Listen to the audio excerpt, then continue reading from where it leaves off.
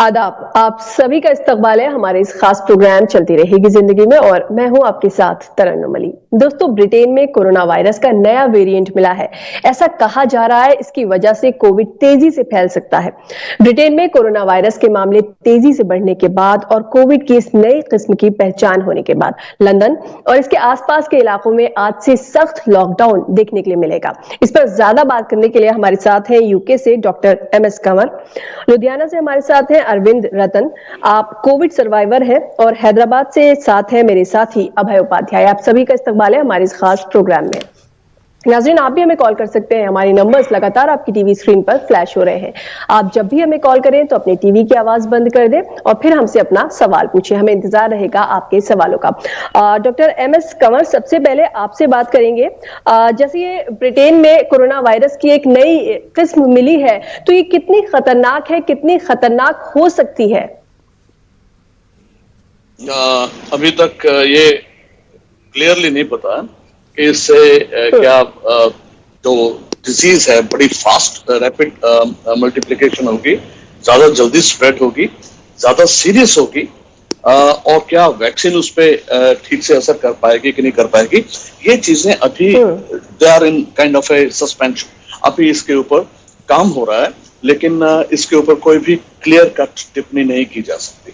लेकिन इन चीजों को मद्देनजर रखा जा रहा है कि कहीं ये चीजें आगे चल के हमें और ज्यादा परेशानी न करें। 1100 के करीब केसेस उन्होंने ऑलरेडी ये म्यूटेशन वाले आइडेंटिफाई किए हैं। इनफैक्ट सितंबर से यूके में आइडेंटिफाई होने शुरू हो गए थे।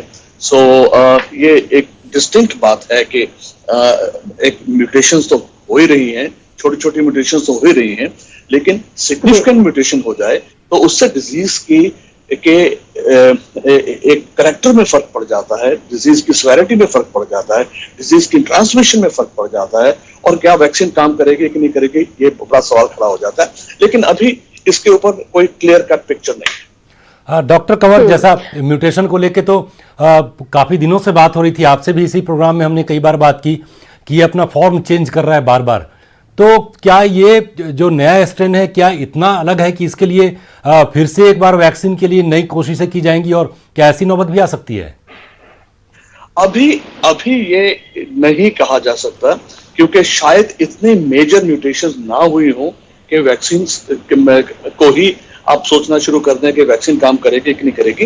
लेकिन एक चीज और भी है, ये जो वैक्सीन बनाई जा रही हैं, इनको ट्वीक किया जा सकता है, ये इजीली ट्वीक किया जा सकता है इसके स्ट्रक्चर को।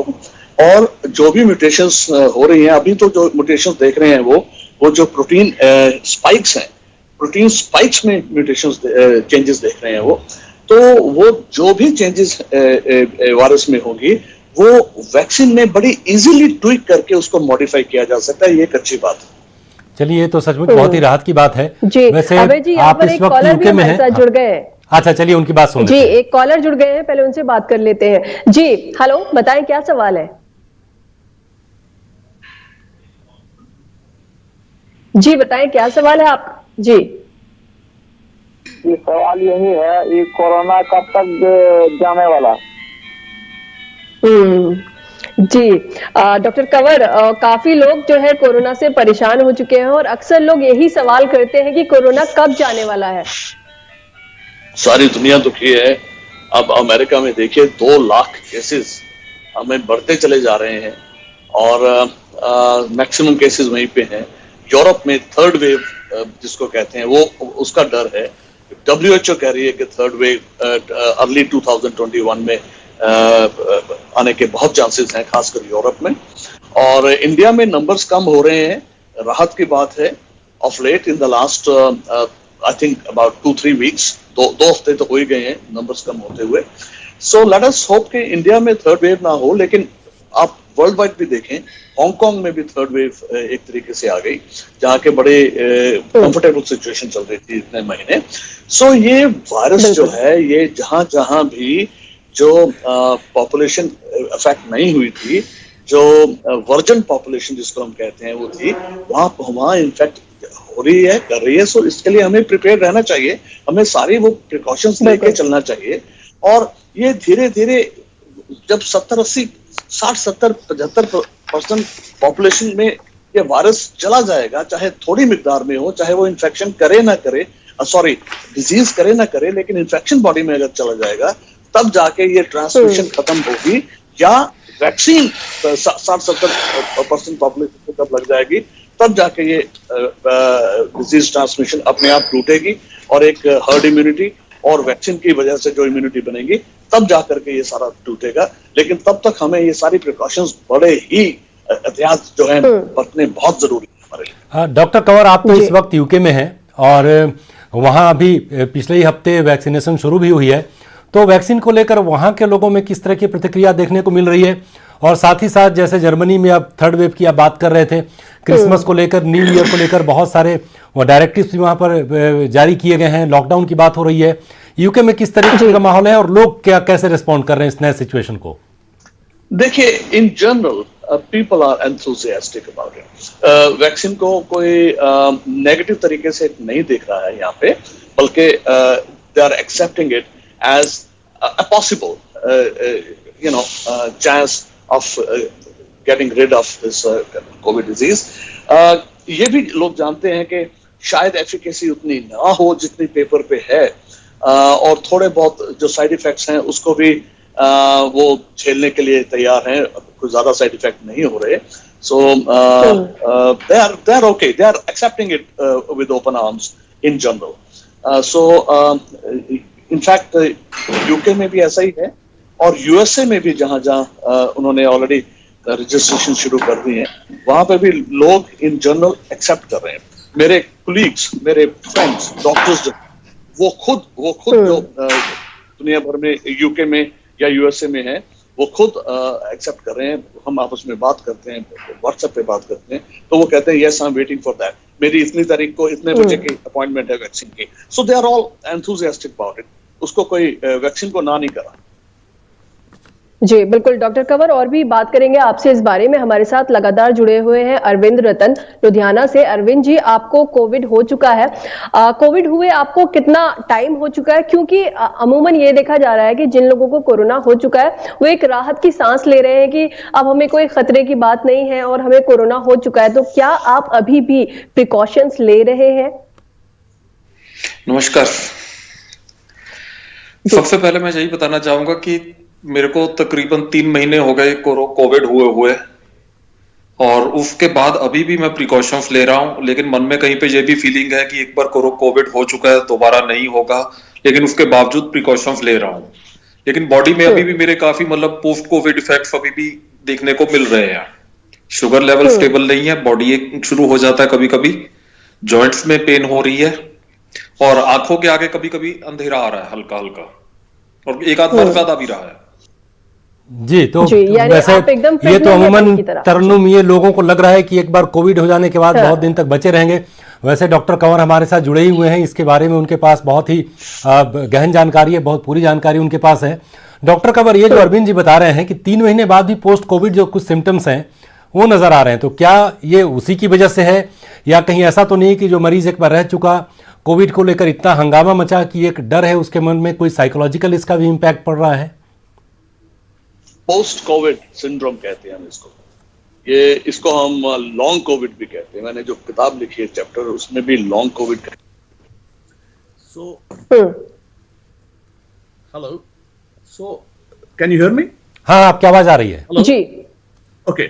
सो उसको लॉन्ग कोविड कहते हैं हम, जिसमें के कई महीने पेशेंट्स को, ये जैसे मिस्टर अरविंद ने बताया है, वही सिम्टम चलते हैं, जैसे कि weakness is the commonest symptom, tiredness, fatigue, और चलने में कईयों को अभी भी सांस चढ़ रहा है कई महीनों के बाद भी।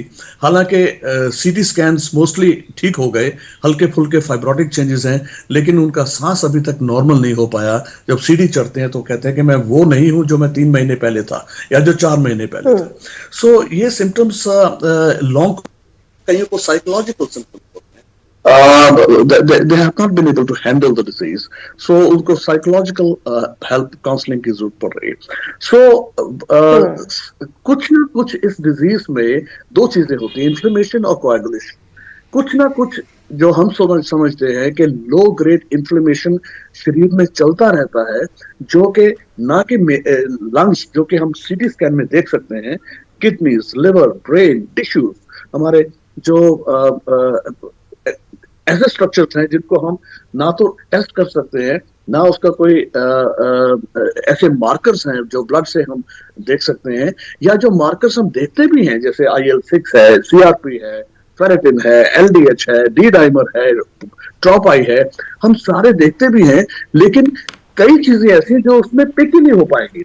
इन्फ्लेमेशन चल रही है लेकिन फिर भी हम पिक नहीं कर सकते। सो बड़ा कुछ है इस डिजीज में जो कि अभी हमारे सामने आना है, रिसर्चेस ने प्रूव करना है।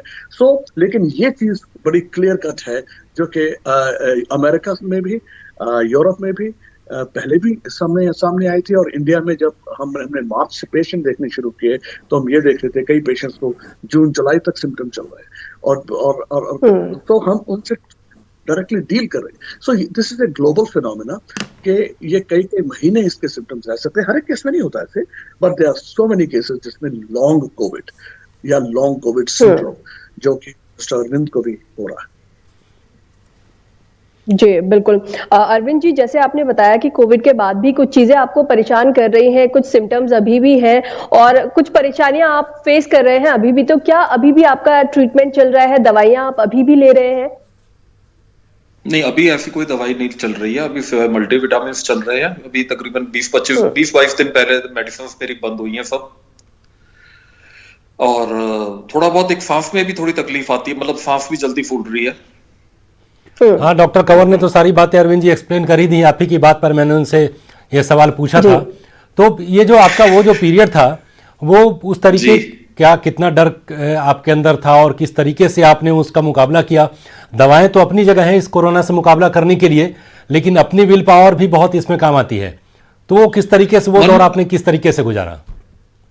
नहीं, जब जैसे ही मेरे को ये चीज कंफर्म हुई कि कोविड है, मेरे कोविड पॉजिटिव हूं मैं, तो डर नाम की कोई चीज नहीं थी मन में किसी भी तरह का, मतलब 0.1% भी नहीं था। और ये था कि भी ठीक है, एक प्रॉब्लम आई है, उसको मेडिसिन है, डॉक्टर्स है, ट्रीटमेंट चल रहा है, हो रहा है, और बॉडी उस चीज को रिस्पॉन्ड कर रही है।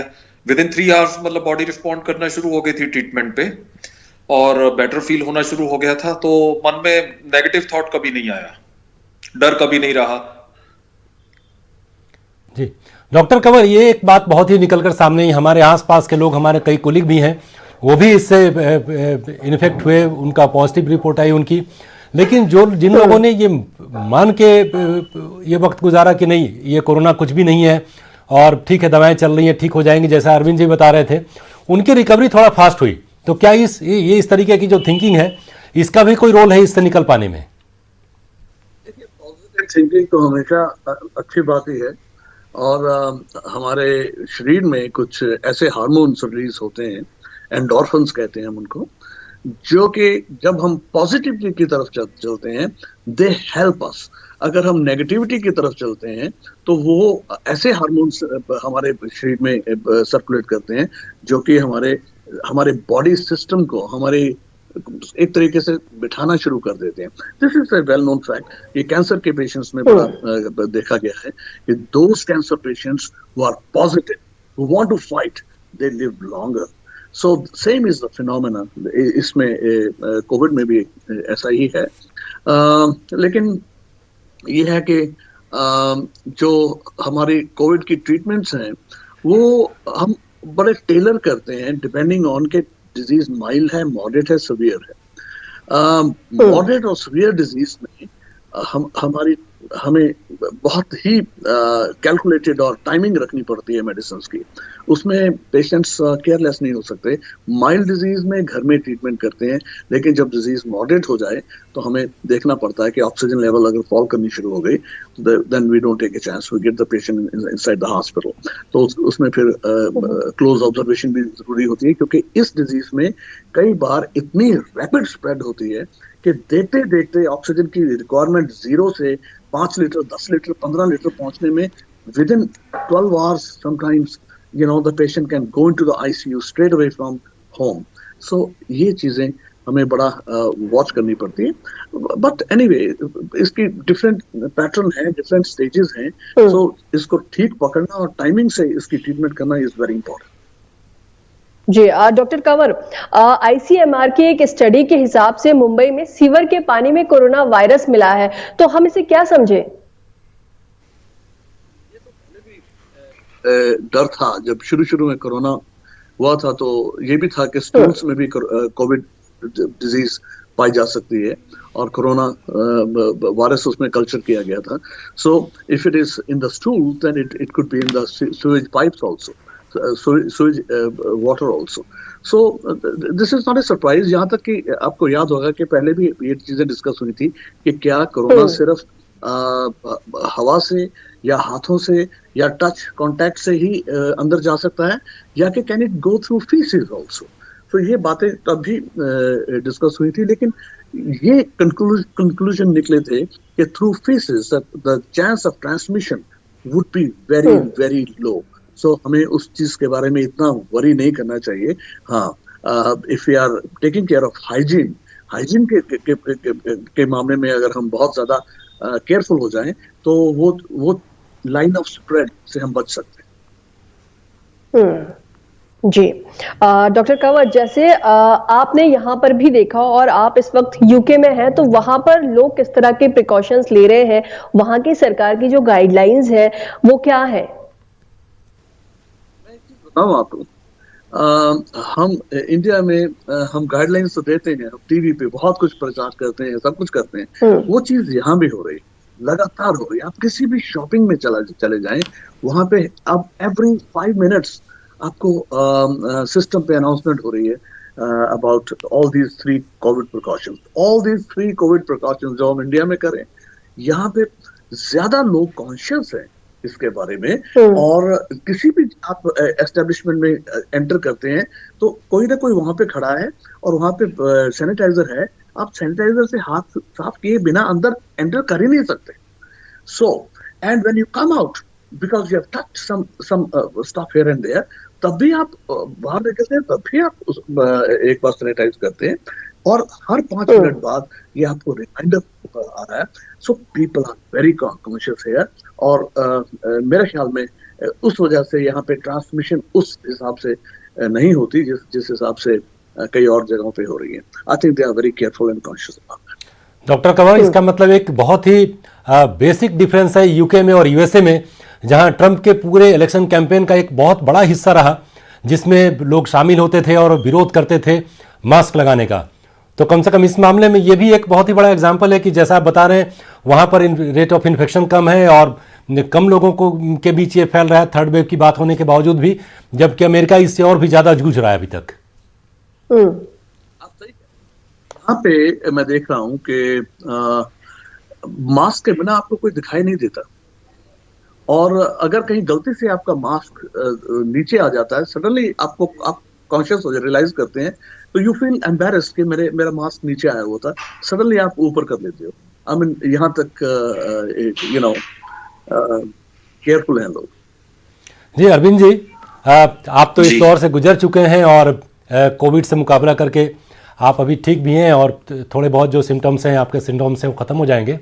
लेकिन आपके होने के बाद आपके आसपास, आपके मोहल्ले के लोग या पूरे इलाके में, क्या आपको लगता है कि लोग एहतियात बरत रहे हैं, हाथ धो रहे हैं, मास्क लगा रहे हैं, इन बातों का ख्याल रखा जा रहा है? जिन लोगों में अवेयरनेस है वो लोग तो प्रिकॉशंस ले रहे हैं, बट ओवरऑल अगर मैं देखूं तो मार्केट में चले जाओ या कहीं पब्लिक प्लेस पे चले जाओ तो ये लग रहा है कि पब्लिक परसेप्शन यही है कि ये गवर्नमेंट द्वारा फैलाया गया एक, मतलब कोविड नाम से एक अफवाह सी फैलाई गई है। कोविड नाम की कोई चीज ऐसी है नहीं।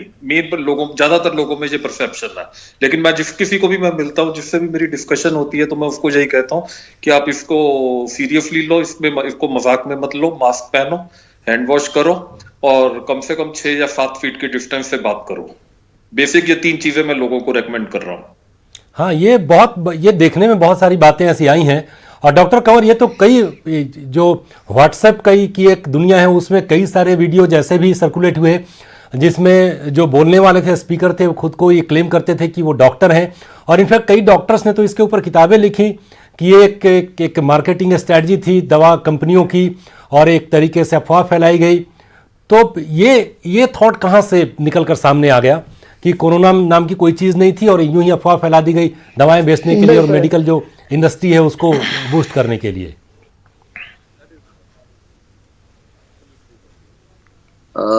ये जो लोग हैं, ऐसे लोगों पे तो इनको they should be singled out and they should be cases filed against them, because ऐसे गलत अफवाह फैलती है और लोग ज्यादा केयरलेस हो सकते हैं।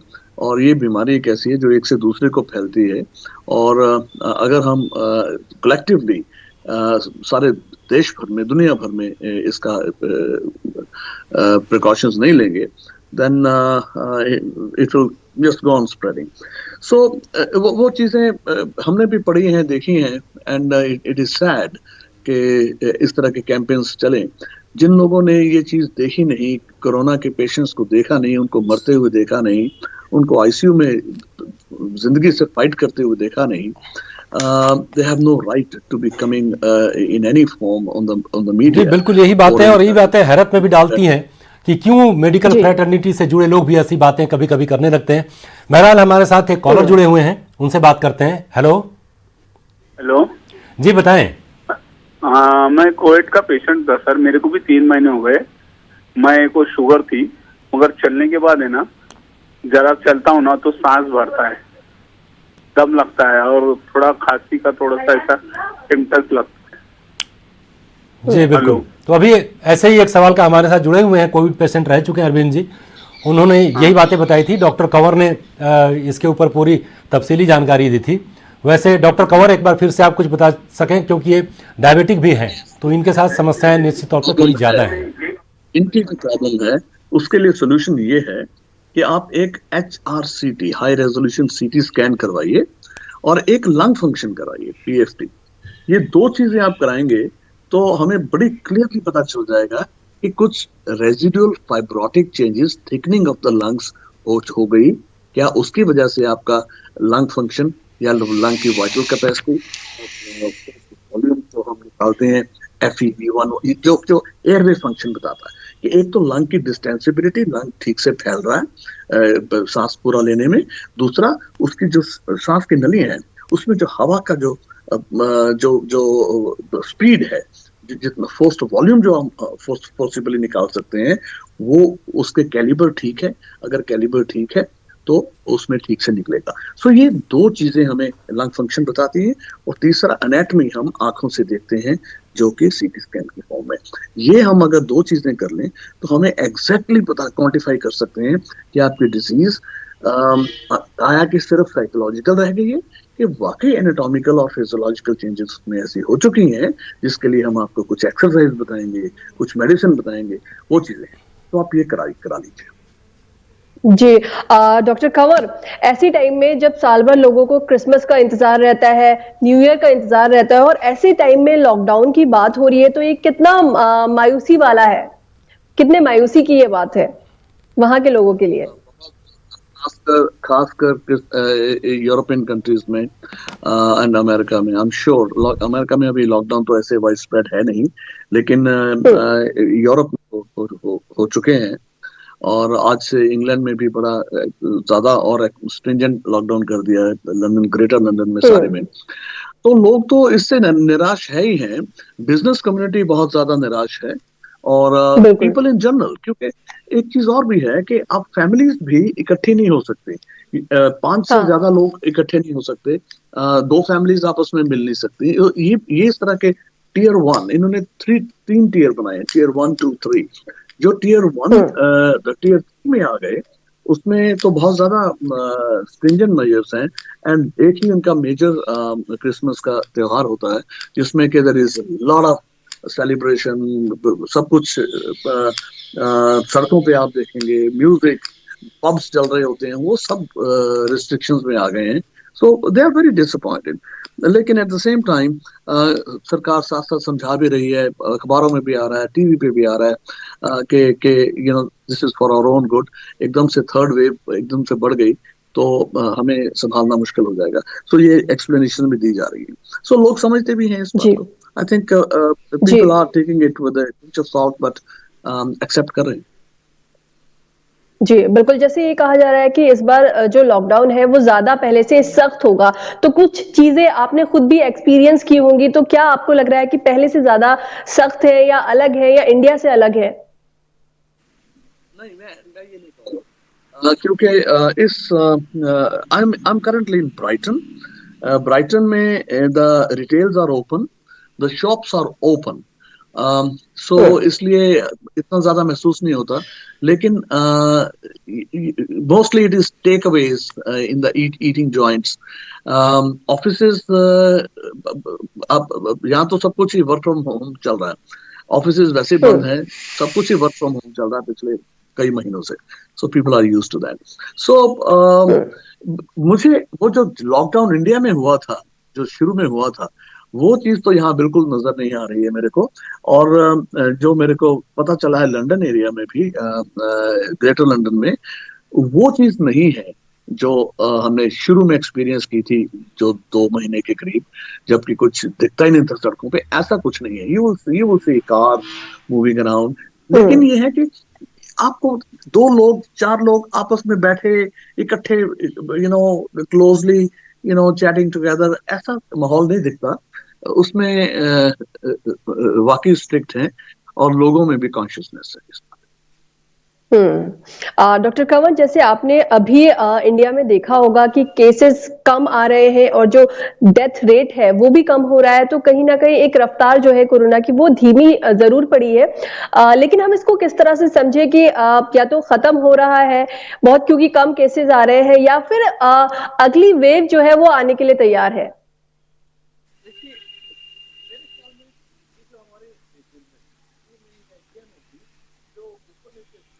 एकदम से बढ़ गए केसेस, फिर कम हो गए, फिर बढ़ गए।